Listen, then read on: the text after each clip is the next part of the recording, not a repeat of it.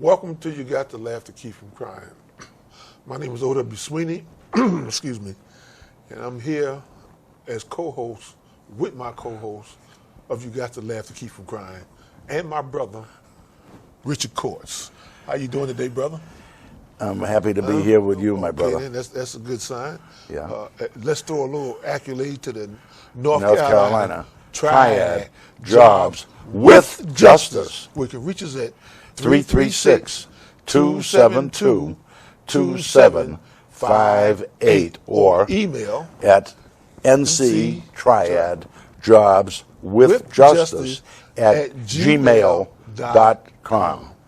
And today I'm very happy that we're going to share with our viewers some of the spirit of the celebration of the upcoming 250th anniversary of the victory of the or the declaration of the independence or the establishment of the United States of America. That's right, and the date with July 4th, 1776, and I want us to give appreciation to Richard Groves, who has a column.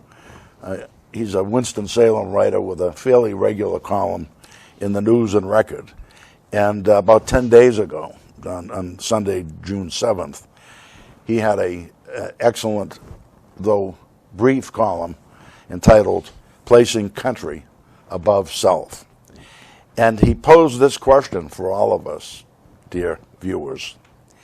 If a fight between two guys in shorts on the White House lawn doesn't get you in the mood to celebrate the 250th anniversary of our country, maybe stories like this will.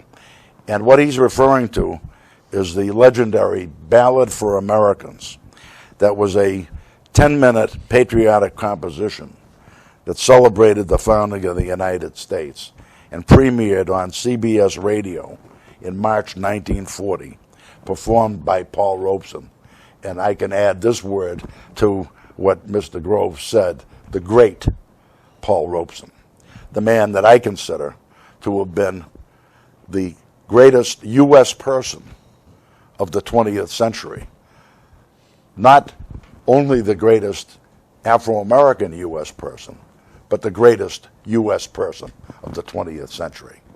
And because he was the chief symbol of the struggle against world fascism during World War II. And the March 1940... we just make that oppression. What's that? He's the chief fighter against oppression. Well, and in those, and was the most famous person of African descent in the entire world during the 1940s, when fascism was defeated at that time. And I say at that, well, we didn't know if it was going to be forever or not, but certainly today we're dealing with a fascist president who in his second term has a fascist regime around him and supporting his efforts, which he didn't have in his first term. Isn't that why Indivisible says no kings? That is why, and why Indivisible, unlike Trump, or Democratic Party, unlike the Democratic or Republican parties, or Trump, Indivisible does have a lot of the spirit today, yes, that we can use and celebrate with the celebration of this 250th anniversary coming up. But the reason that, but not that joke on the White House lawn. No, in fact, when Indivisible came up with no kings, it tells you why Trump has absolutely no ability to inspire any genuine patriotic feeling about this revolutionary anniversary. And Groves' article, Placing Country Above Self, when we place that criterion up against what Trump has done and what he did at that night on the White House lawn by making himself a tremendous amount of money off of these UFC cage fights, and had a just before the fights, had himself bought a stake in the UFC company, and absolute corruption down the line, making him the billionaire that he had never been before this first year of his second term in office, and at our expense and at the expense of the people of the whole world. But then what I look at, what do that say about the people we sent up there, the senators and the representatives that's supposed to be representing us? How come they ain't talking about the amalgamation clause? How come the House is not bringing them on charges for these things to do? And the way I see it, they're so scared of Trump that they won't get reelected, as we've recently seen some people who go 90% or better voting with Trump. If they disagree with him one time, he have to get him out. Why do the people see this man is out of control? Yeah, but I want to stay with that's all to the good. OW. I mean, this ties right in with this celebration he's calling. Yeah. For the 250th anniversary of the United States of America. Right. But what happened that night? But what celebration is when he calling a rally for his own personal selfish issue, with the pretense of celebrating the history of the United States? Yeah, he's already now admitted, as he did on that day, that his plan for July 4th is to have a Trump rally instead of a celebration by the people of the country of the United States of that people's victory that took place over King George in the 1770s and early 80s. I'm glad you mentioned that, because now we got a King George in the White House. We need to take victory over him to stop this craziness that he's doing, of trying to fatten his pocket and fatten the pockets of the rich while they robbing the poor, who can't seem to understand they're being robbed. Well, a lot of them. Yeah, until they can. Yeah. And then, as you said, deal with this king the way the people of the United States dealt with that king back then. Yes. Before we move on, though, Debbie, I just want to say that the vileness of that night on the White House lawn was symbolized most dramatically, in my opinion, when one of the UFC fighters, in his arrogance, showed blatant disrespect for the former First Lady in the White House, Michelle Obama. And the hostility of these I would have to say, let's call them what they are, white supremacists. Yeah, well, they're white supremacists, and their disrespect at an event supposedly to be part of a celebration about the 250th anniversary of the American or the U.S. Revolution, but that exposed once again their base white supremacy and exclusiveness. So what Richard Groves did in his article was he called attention to this marvelous ballad for Americans sung by the great Paul Robeson, in which the inclusiveness in that song, written by people who were anti-fascists in 1939 and 1940, Earl Robinson and John Latouche. And Earl Robinson was blacklisted, and Paul Robeson, the great Paul Robeson, yes, was blacklisted shortly after the victory over fascism was replaced by the United States under Truman, linking up with the former German fascists. And I just would like to read a few lines from the Ballad for Americans, and then we are going to be putting up on the screen how our viewers can link to the entire yes, marvelous, a beautiful piece, I might add. Right. and this is the words. In 76, the sky was red, thunder rumbling overhead. Bad King George couldn't sleep in his bed, and on that stormy morn, old Uncle Sam was born. Some birthday. Old Sam put on a three-cornered hat, and in a Richmond church he sat, and Patrick Henry told him that while America drew breath, it was liberty or death. And then the question is posed, did they all believe in liberty in those days? And in the song, it says right there, nobody who was anybody believed it. Everybody who was anybody, they doubted it, talking about the rich. Oh, yes. You know, then they weren't billionaires, but, you know, the super rich of the time. But it says, why don't we just let the people go to the song and okay, we'll do that. We'll do that. Because if they look at the way Trump is running the United States of America, he's running it from the point that he's everything. He is the king on the throne. Right. Nobody matters but what he's mattered. Because, like I stated before, people voted with him 90% of the time. But if they went after something that was just, let's talk about Marjorie Taylor Greene when she stood up and fought for the Epstein victims. Epstein file. Right. What's the one from Tennessee or Kentucky that was just voted out of office? Oh, it's okay. But okay. what I'm saying is these people were loyal to Trump because they disagreed with him on one thing.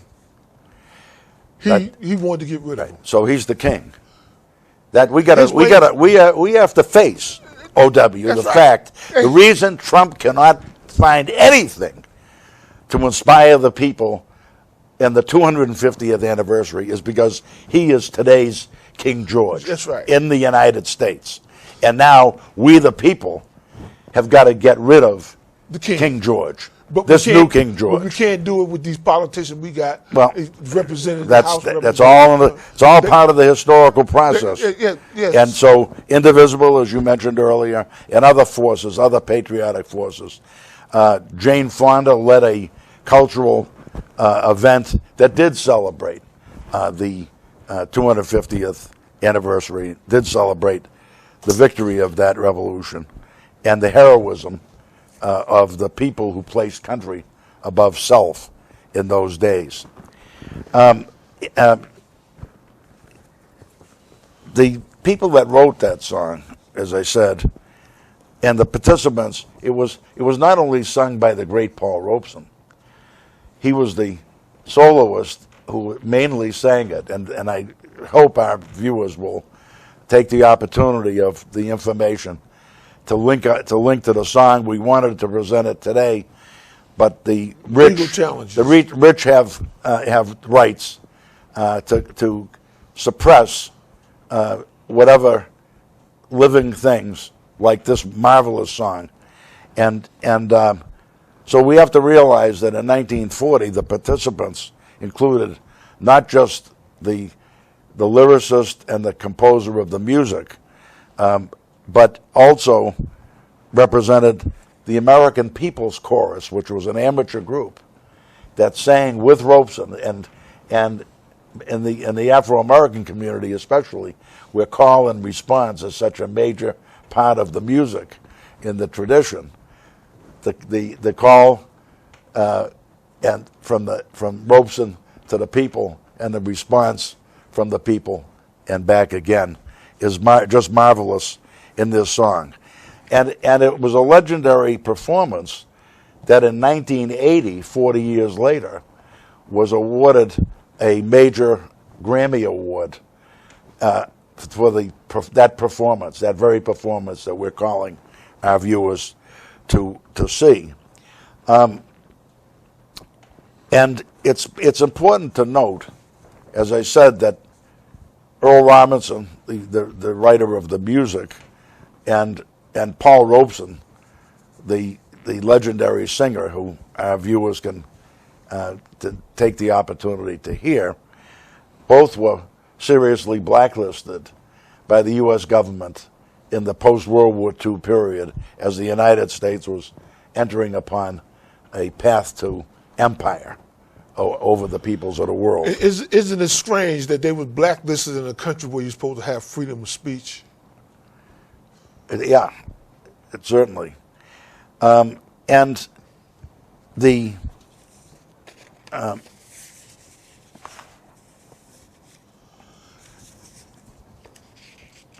and you know, I wonder, they talk about all the patriotism and all this stuff going on in the United States about all the people who was patriots, and they never seem to mention that guy named Christopher Addicks,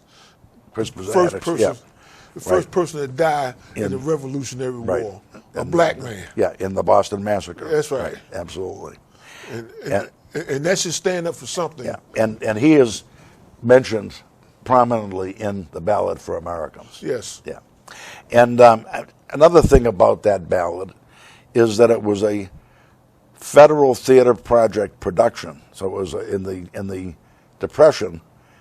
This was the U.S. government not only was finding work for people doing roads and building all kinds of post offices, yes, and beautiful post offices and so on, but they also were funding the Federal Theater Project, and this wonderful song was written originally for "Sing for Your Supper," which was in essence what the people were doing. They were singing for their supper. That opened in April of 1939. And interestingly, Congress abolished, the reactionary Congress of the time, abolished the project on June 30th, which was just over 2 months later. The Ballad of Uncle Sam, which is what his original title was, had been performed 60 times already. So it must have been performed like once a day, basically. But the CBS big producer, Norman Corwin, had Earl Robinson, sing the Ballad of Uncle Sam for the CBS brass. CBS was impressed and hired Paul Robeson to perform the song, and Corwin retitled the song Ballad for Americans. And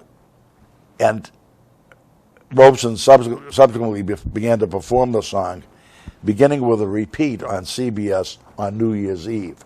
So the radio was big. There was basically no television back then, yes. And so that was a huge second broadcast. But just to whet our people's appetite, our viewers' appetite, it was inducted, as I said, into the Grammy Hall of Fame in 1980. But by the end of 1940, this performance that you get to see and hear, the album had sold more than 40,000 copies. That its popularity, that don't seem like much. It was massive then. Oh yes. Its popularity continued through the period of World War II. In the 1940 presidential campaign, it was sung at both the Republican National Convention and that of the Communist Party. So again, the Republican Party and the Communist Party both sang this song as a keynote song at their political conventions in the year 1940. And in autumn of 1943, 200 Afro-American soldiers performed the piece in a benefit concert at London's Royal Albert Hall. This is the kind of magical response that the people had to this recording. But you know, it seemed to be strange that that after that, capitalism seemed to take a big turn to not the fight for the people, but the fight for the so few who are filthy rich. Right. And True. It should be pointed out that now we got a king in office who's feeding the pockets of the rich. Right. And which I want to just bring up this little tidbit that falling out with Elon Musk was a big, long-time fallout, because I know when the king went to China, who was there? Musk. Musk was there. And Musk is back. Yeah, Musk Right. is back. Because I think that falling out was only decreased Musk's pocket, because the people was rebellion against his tearing up of the government. Yeah, the Doge. And this I also might add, that people knew that in the government they had a large population of black females working there. And Kamala Harris ran for the presidency, but yet they got rid of a large percentage of the people who were in government, which was a large percentage of black females, and they still can't hard to find jobs nowadays. I just want to kick that in there. And I hope we can get over this here so we can get in some time and talk a little bit about that nation that Fidel led and found and Yes. in liberating.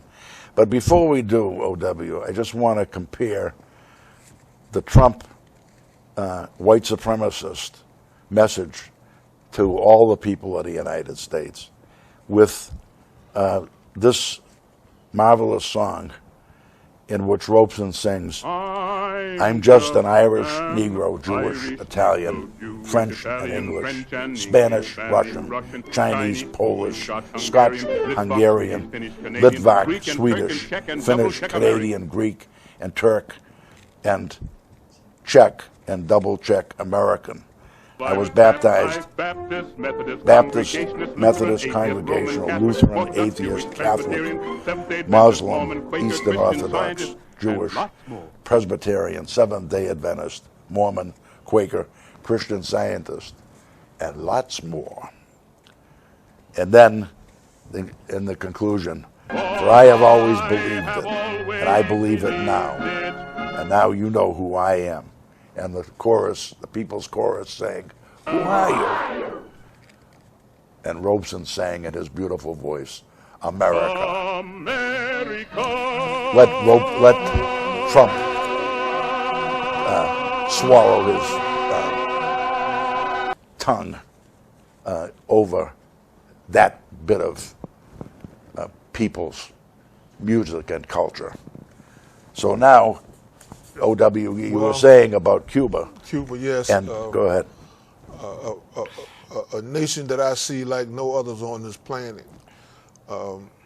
They're being persecuted, and when you persecute them, especially by this,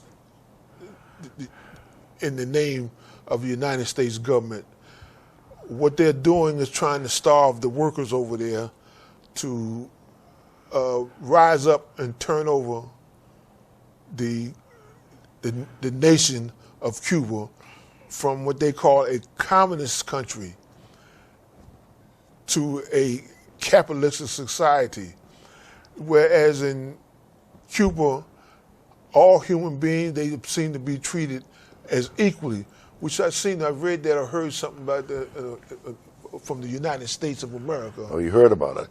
You just haven't seen a lot of it. No. It reminds me that they're oppressing the workers over here, but we workers over here in the United States of America don't seem to understand that we're being oppressed the same as they are. For instance, I'm going to throw this out at you. You look at how Trump says he loves inflation, but inflation is nothing more, in my eyes, from a working point of view, a pay cut for the working people. Right. So obviously, Trump doesn't speak for the working people who get paid a regular wage. That's right. Right. So that just goes, they're attacking Cuba over there, trying to force the people to overthrow, and trying to sweet talk the citizens of the United States of America of what a great guy and what he's doing for the country. Right. So let's look at Cuba for a minute. So here was a poor Latin American country. Fidel and Raul Castro and Che Guevara and all these great patriots liberated Cuba from the military dictator, Fulgencio Batista, who was backed by the United States and specifically by the mafia, where they had strong control of that country. And what did the Cuban Revolution provide for the people of Cuba? It provided the best medical care in the entire Western Hemisphere, and among the best, if not the best, public education. And what has Trump done on the questions of public education is to try to wipe out even having a public education That's right. department at all. And what has he done on the question? Our brothers and sisters in this viewing audience, many of them now are beginning to see that with Trump's abominable bill, that they've lost the opportunity to have health care coverage. So that's the crime that Fidel Castro and Raul Castro and the Cuban Revolution brought with the peasantry when they led the peasantry in rising up in Cuba against that military dictatorship backed by U.S. imperialism. So that's what. Just to end on the note that we want no kings. No kings. Here, no kings in Cuba, no kings everywhere. No kings because in Iran. We the people must stand together because in our unity lies our strength. Unity. Well, in our unity lies our strength. All right. Yeah, and it works both ways, That's brother. right. That's right.